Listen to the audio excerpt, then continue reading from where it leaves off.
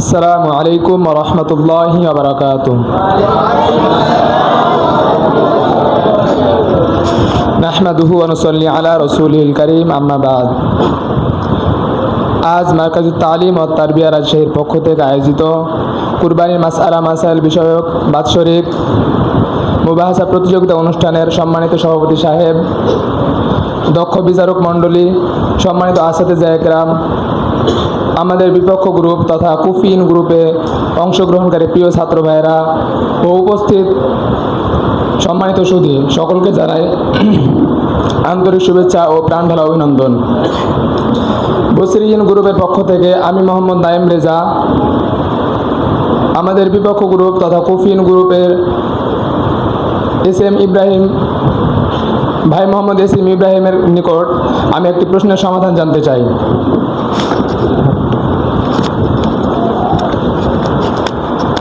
আমরা জানি কুরবানির দিন হলো 10, 11 ও 12 জিলহজ।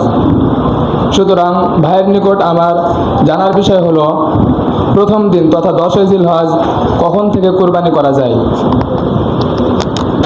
আসসালামু আলাইকুম ওয়া রাহমাতুল্লাহি ওয়া বারাকাতুহু। মাশাআল্লাহ, জাযাকাল্লাহ। বসরিন গ্রুপের পক্ষ থেকে ভাই মোহাম্মদ নাইম রেজা অত্যন্ত চমৎকার এবং প্রয়োজনীয় একটি প্রশ্ন করেছেন। এ প্রশ্নের উত্তর এই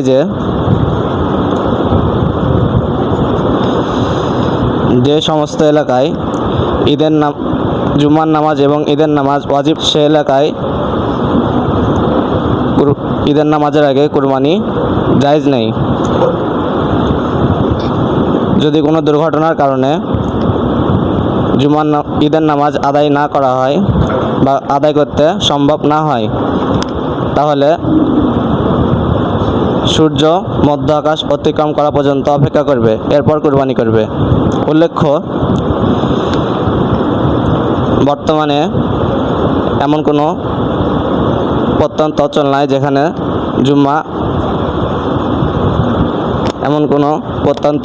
যেখানে জুম্মা বা ঈদের নামাজ ওয়াজিব হয় না।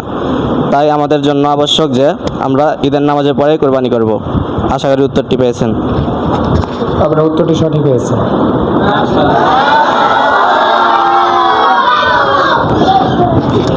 বসরিয়িন গ্রুপের পক্ষ থেকে আমি মোহাম্মদ আনজারুল ইসলাম কুফিয়িন গ্রুপের সদস্য ভাই মোহাম্মদ আমিন হামজার নিকট একটি ছোট্ট জানার বিষয় হলো, গরু, মহিষ, উট তথা যে সকল পশুগুলোতে 7 জন শরীক হয়ে কুরবানি করা যায়, সে সকল পশুর ক্ষেত্রে কোনো ব্যক্তি একা কুরবানির নিয়তে ক্রয় করার পর অন্য কাউকে শরীক করতে পারবে কি না? মাশাআল্লাহ। বসরিন ভাইদের পক্ষ থেকে ভাই মোহাম্মদ আনজারুল ইসলাম খুব অত্যন্ত একটি প্রশ্নের উত্তর জানতে চাইছেন। এই প্রশ্নের উত্তর এটি হবে যে, কুরবানি দাতা যদি ধনী হয়, অর্থাৎ যার উপর কুরবানি ওয়াজিব, সে ব্যক্তি যদি গরু, মহিষ ও উট একা কুরবানি করার নিয়তে, অর্থাৎ যে সমস্ত পশু 7 জন মিলে কুরবানি দেওয়া যায়, এ সমস্ত পশু একা কুরবানি করার নিয়তে যদি ক্রয় করে, এরপরে যদি অন্য কাউকে শরীক করতে চায়, তাহলে সে শরীক করতে পারবে, এক্ষেত্রে কোনো সমস্যা নেই। পক্ষান্তরে যে ব্যক্তি গরিব, অর্থাৎ যার উপর কুরবানি ওয়াজিব নয়, সে ব্যক্তি যদি গরু, মহিষ, উট অর্থাৎ যে সমস্ত পশু 7 জন মিলে কুরবানি করা যায়, সে সমস্ত পশু সে যদি একা কুরবানি করার নিয়তে ক্রয় করে এবং তারপরে যদি অন্য কাউকে শরীক করতে চায়, তাহলে সে শরীক করতে পারবে না। আশা করি উত্তর পেয়েছেন। না, উত্তরটি সঠিক হয়েছে। আসসালামু আলাইকুম ওয়া রাহমাতুল্লাহি ওয়া বারাকাতুহু।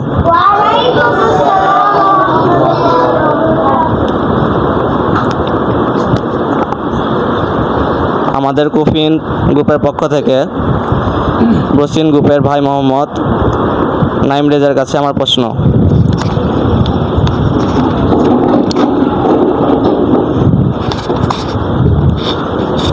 কুরবানির নিয়তে কোনো পশু ক্রয় করার পর সে পশু যদি হারিয়ে যায় কিংবা চুরি হয়ে যায়, তাহলে কুরবানি দাতার কি করণীয়?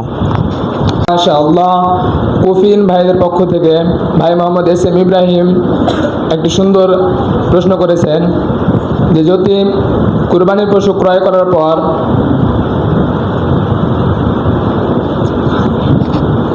যদি কুরবানির পশু ক্রয় করার পর হারিয়ে যায়, চুরি হয়ে যায় অথবা নিখ হয়ে যায় তাহলে কি করণীয়? কুরবানির পশু ক্রয় করার পর কুরবানির পশু যদি হারিয়ে যায়, চুরি হয়ে যায় অথবা নিখ হয়ে যায় তাহলে এক্ষেত্রে ব্যক্তির অবস্থা ভেদে অবস্থা আমাদের লক্ষণীয়। যদি ব্যক্তি ধনী হয়, অর্থাৎ যার উপর কুরবানি ওয়াজিব, নেশাব পরিমাণ সম্পদের মালিক, তাহলে আরেকটি পশু ক্রয় করতে হবে এবং কুরবানি করতে হবে। আর যদি ব্যক্তি গরিব হয়, অর্থাৎ যার উপর কুরবানি ওয়াজিব নয়, নেশাব পরিমাণ সম্পদের মালিক না, তাহলে অন্য কোনো পশু ক্রয় করতে হবে না। তারপরেও যদি ধনী ব্যক্তি কুরবানি পশু ক্রয় করার পর পুনরায় হারিয়ে যাওয়া পশুটি কুরবানির দিন ফিরে পায়, তাহলে উভয়টির মধ্যে যে কোনো একটি কুরবানি করলে কুরবানি আদায় হয়ে যাবে। দুইটি করা উত্তম। এবং যদি গরিব ব্যক্তি আরেকটি পশু ক্রয় করে তারপর পুনরায় হারিয়ে যাওয়া পশুটি খুঁজে পায়, তাহলে তাকে দুইটি পশু কুরবানি করতে হবে। আশা করি উত্তরটি পেয়েছেন। মাশাআল্লাহ, জি। কুফিন ভাইদের পক্ষ থেকে আমি মোহাম্মদ আমির হামজা এবং আমার সামনে বসরিন ভাইদের গ্রুপের সদস্য ভাই মোহাম্মদ আনজারুলের কাছে আমার একটি প্রশ্ন হচ্ছে যে কোনো ব্যক্তি যদি কুরবানি পশু জবাই করার সময় তা সম্পন্ন না হয়, এমতো অবস্থায় অন্য একজন ব্যক্তি ওই পশুটির কুরবানি সম্পন্ন করে, এক্ষেত্রে কি কুরবানি জায়েজ হবে কি না?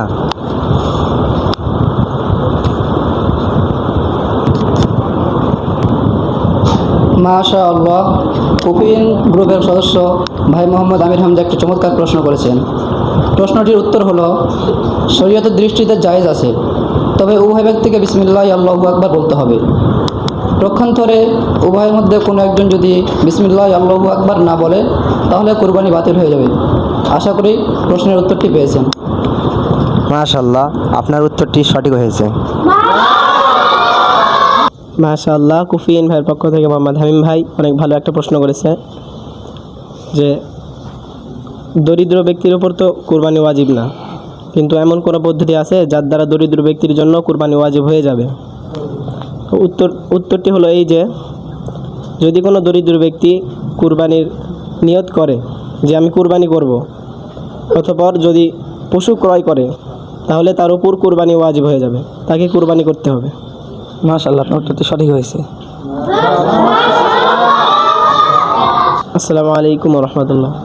বিসরিন ভাইয়ের পক্ষ থেকে কুফিন ভাইয়ের মোহাম্মদ রিয়াদ হাসান ভাইকে আমার একটা প্রশ্ন আছে।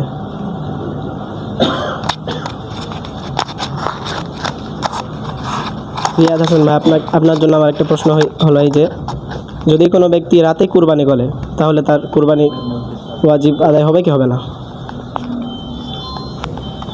আসসালামু আলাইকুম রহমতুল্লাহ। বিসরিন ভাইয়ের পক্ষ থেকে আমাকে প্রশ্ন করা হয়েছে যে রাতের বেলা কুরবানি করা যাবে কিনা। উত্তর হলো এই যে রাত্রিবেলা কুরবানি করা মাকরুহ। যদি বাতির ব্যবস্থা করা হয় তাহলে কুরবানি করা যাবে। মাশাআল্লাহ, কুরবানি আপনার উত্তরটি সঠিক হয়েছে।